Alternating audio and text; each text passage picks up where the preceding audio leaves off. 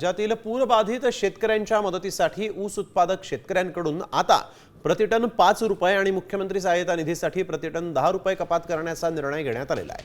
त्यामुळे शेतकऱ्यांना यंदा प्रतिटन 15 रुपये मोजावे लागणार आहेत। ऊस गाळपासंदर्भातील मंत्री समितीच्या बैठकीत हा मोठा निर्णय घेण्यात आला आणि या निर्णयाला साखर संघाने विरोध केलाय।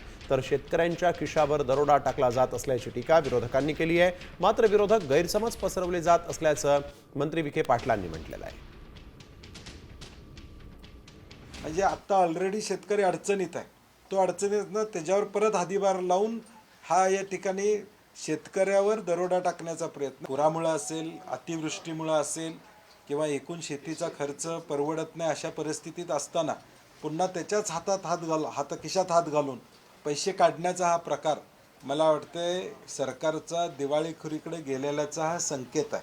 प्रत्येक आपत्कालीन परिस्थितीमध्ये ज्यावेळी असे प्रश्न येतात त्यावेळी सहकारी कारखान्यांना आपण जे काही मुख्यमंत्री सहायता निधी आपण काही रक्कम देतो, तो काही भार कोणत्या शेतकऱ्यावर येणार नाही। कारखान्याच्या एकूण होणाऱ्या व्यवहारातून ते 5 रुपये जाणार आहे। त्यामुळे आणि जाणार कोणासाठी? शेवटी आमचा शेतकरी बांधव पुरामध्ये अडकलेला आहे, परंतु याच्यातून काही शेतकऱ्यावर काही परिणाम होणार आहे असं जे सांगितलं जातं ते अजिबात होणार नाही। तर म्हणजे त्याची ही विनाकारण लोकांमध्ये गैरसमज पसरवण्याचा प्रयत्न होतो। आता isakal.com आहे देशातील नंबर 1 ची मराठी न्यूज वेबसाईट। प्रत्येक अपडेटसाठी isakal.com ला नक्की भेट द्या।